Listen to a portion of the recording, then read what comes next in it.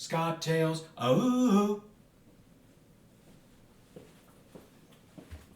Hi, everybody, and welcome to another edition of Scottails. My name is Scott Hostetler. You know, my grandpa's getting really old, and I was sitting with him and Dave Attell the other day, and he was talking about his old war stories, which are getting longer and longer, and they're kind of meshing with his real life stories. And he said, well, Scotty, we were surrounded, and we were in really bad shape, and then we ran out of ammo.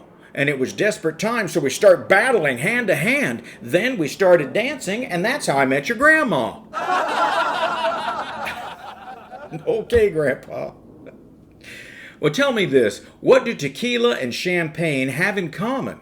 Well, we know that to be called champagne, it has to come from a specific region in France. And the same thing with tequila. In order to be called tequila, it has to come from a specific region of France.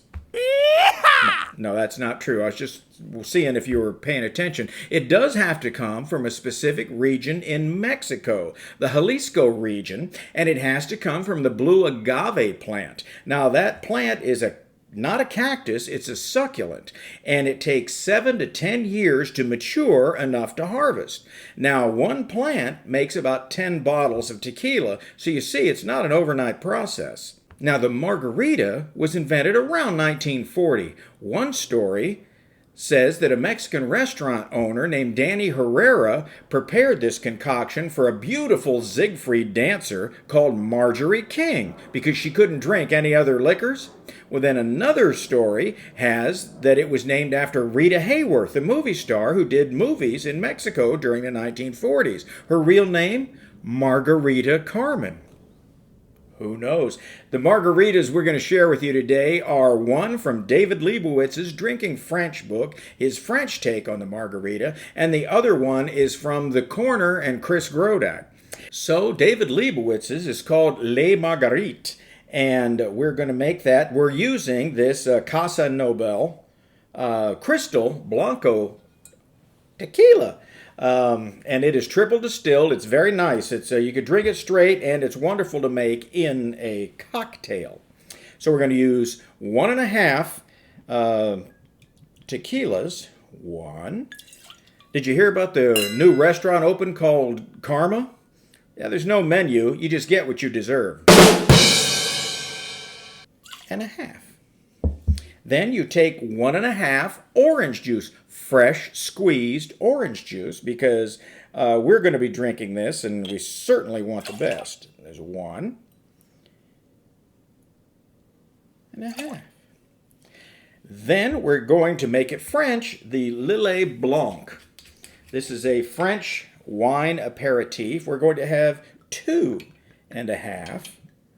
1, 2.5.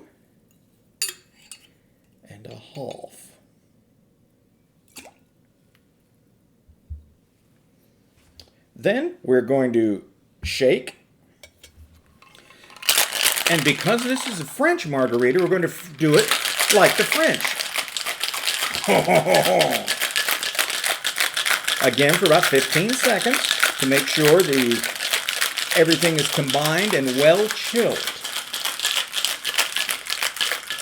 13, 14.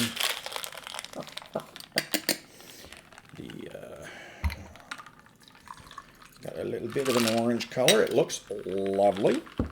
Then we garnish with a lime. Run it around the side, put that in, and an orange wedge. And that is the Margarita.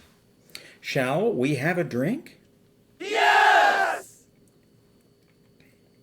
Full margarita taste. You got the citrus. That is just lovely. And the Lillet just mellows out the whole thing. You could drink 100 of these. But I can't because we've got more show to do. The second one I want to show you is another wonderful take, but it's not your standard. It was developed by Chris Grodak at The Corner, who makes wonderful cocktails. And this one, he uses 2 ounces of tequila. We're going to use the same Casa Noble. And then 2 ounces of Cointreau. You know, I got my daughter a refrigerator for her birthday. I can't wait to see her face lights up when she opens it. 2. I tell a lot of old dad jokes. And then a 1 ounce of lime juice. 1. Now, then we put the top on this. I'll be right back. There we are. And then shake that bad boy like Americans.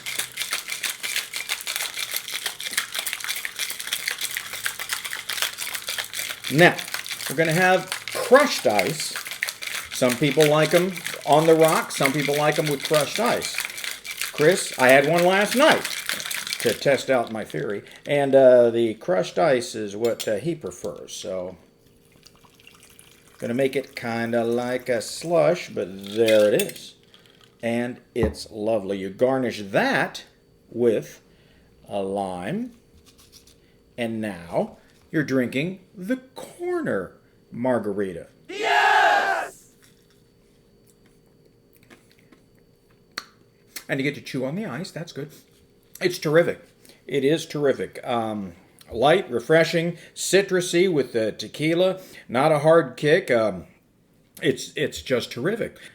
David Tell says that some people think it's wrong to drink and drive, and I call those people the cops. But sometimes you got no choice. Those kids got to get to school. All right. Anyway, thank you for watching again. Happy Cinco de Mayo, and remember to drink up because it's almost closing time somewhere.